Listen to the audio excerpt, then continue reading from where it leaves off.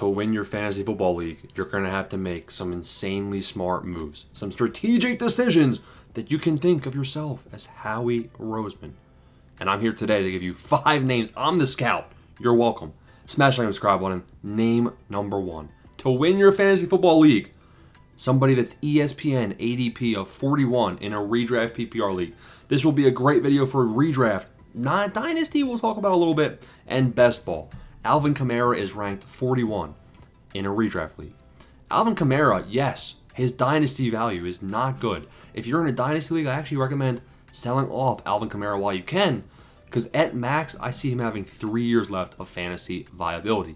But in a redraft league where Alvin Kamara, I could give 2 craps if this guy, he forgets how to play football in 1 year. I don't care, buddy. 2025, have that be your year. He's coming off of a year with 18.95 PPR fantasy points per game. He was the RB3 in 2023, the RB5 in 2024.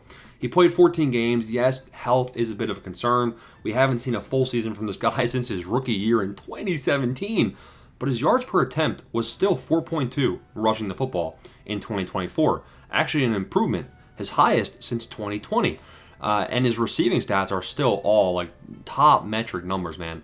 39 receiving yards per game, 6.5 receiving targets per game, 5 receptions per game. So, 22% team target share as a running back. Now you got some random quarterback coming in there for New Orleans. Do I think he's going to be good? No. Do I think the offense is going to be good? No. Olave's healthy, but guess what? No Derek Carr, not good. Rashid Shaheed, I don't care. I'm not a big fan of this Saints offense in general, but it's actually a good thing for Kamara. When you have a 22% target share, he's going to be getting fed dump downs. The only downside to his redraft potential right here is that there's a chance that they just start fully tanking and they want to see what they have in the tank with Kendra Miller, who's now healthy, allegedly. We'll see how long that stays. And with Devin Neal, their new draft pick, right? So Alvin Kamara still looks like a must-have in a PPR format. RB3, RB5. This guy was playing 73% of the snaps in 2024, and he's ADP 41. He's going after Joe Mixon, who didn't exactly have a hot end to 2024. He's going after Joe Mixon. He's going after Kenneth Walker, who also has health concerns. And honestly, Kamara in a PPR league, give me Kamara over Kenneth Walker. So I think he's a good redraft league pick right here for sure. Name number 2 is another running back, Tony Pollard. RB22 the last 2 seasons, about 13 PPR points per game the last 2 seasons. But obviously in 2022 in Dallas, he had a hell of a year. He was the RB9. He had 15.5 PPR points per game. He showed that he can do it. His yards per attempt rushing the football wasn't that bad at 4.2 yards per attempt. His receiving usage did decline from 2023. It was his first year in Tennessee. He kind of showed that he was the lead back. I wasn't too worried about Tyjae Spears cutting into his role, and I still am not. He had a 12% team target share, so a good amount of receiving work. And as the RB22, there's still room to improve with this Tennessee Titans offense. And I think the Titans offense is going to be better this year than last. You actually have a quarterback now in Cam Ward. You actually have a couple wide receivers. Now, granted, they're around 4 wide receivers in a not-so-deep draft class with Alik Almanor and then the dude that Cam Ward is, friends with from Miami. So I think that the Titans offense with Calvin Ridley, with their new tight end, Gunnar Helm, and Gunnar Helm, he's not even going to, we'll talk about him in a different video, but Chig, he's got to overpass him. Pollard is a solid draft selection in all formats, redraft, best ball, even dynasty. He's ADP 71 right now on ESPN. Let's see some guys he's going after. He's going after David Montgomery. He's going 8 spots after Rome Odunze. Oh my God, it makes me sick. Tony Pollard, if I need a running back and I'm sitting there around 5, round 6 of a redraft league, welcome home, buddy. You're coming home. Name number 3 is Ted McMillan. Don't overthink it. Ted McMillan has a very good draft prospect profile. He has top 10 NFL draft capital. He has a great landing spot where his only competition for targets is maybe the running back of Chuba Hubbard. Leggett is not going to be doing anything. Adam Thielen has Adam Thielen is actually some target competition, but is he going to stay healthy? And also, they're going to be feeding Ted McMillan over the washed up Adam Thielen, the old Adam Thielen. He actually isn't that washed, to be honest, to be fair to him.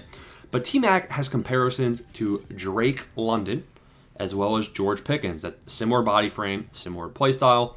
If I can get Drake London in the Panthers offense with Bryce Young, year 1, And at the ADP value that he's currently sitting at, which isn't that high, I believe he's around 40 last time I checked. I'm trying to find him right now.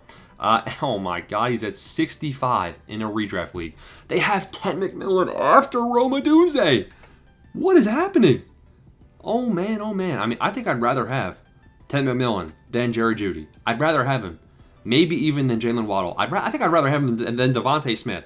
Because Devontae Smith, he ain't going to be the wide receiver one unless A.J. Brown is injured.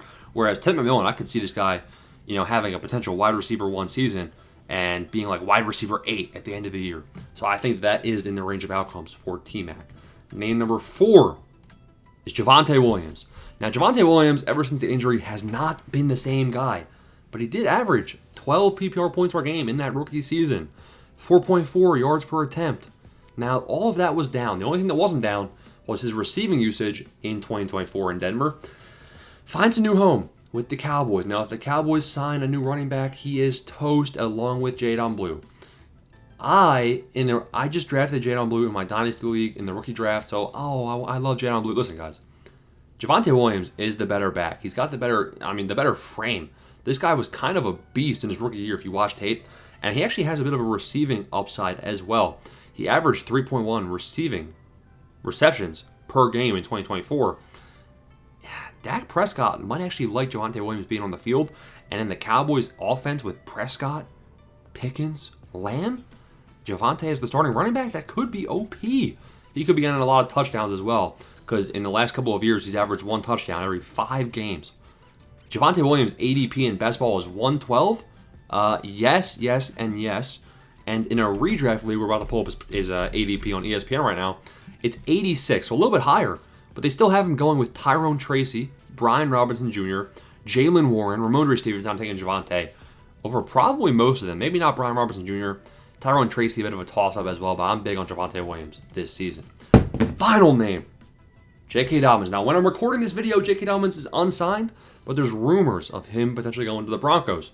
If J.K. Dobbins does become a Bronco, he might even be better than R.J. Harvey, in my opinion. Now, obviously not for Dynasty Leagues, but I'd be very excited. He's 172 ADP on best ball. I would bump him up to like 130 right now, and I'd be taking him, if he gets signed to the Broncos, I'd be taking him probably around 100, 110 ADP. I mean, in 2024, let's not forget, bounce back season. He averaged 14.8 PPR points per game. He was the RB18, 63% snap share. He was healthy, 4.6 yards per attempt. He even had a bit of a receiving role with 2.5 receptions per game, 10% team target share. And wherever he goes, if it's the Broncos offense and it's only R.J. Harvey, I get that it's a round 2 pick, but I still think Dobbins will have a good bit of the snap share there. So in a redraft league, definitely not targeting him until probably after round 10. But I think that is something that you can do. Let's take a look at where he is on ESPN's ADP currently, sitting undrafted. Now this obviously is going to change pending his landing spot. He's at 241. Right next to Nick Chubb. All right, that's a funny one. So he's undrafted currently, but that will change when he signs. But again, in best ball, he's going 170. That can win you your league. 5 guys, sleepers. You're welcome.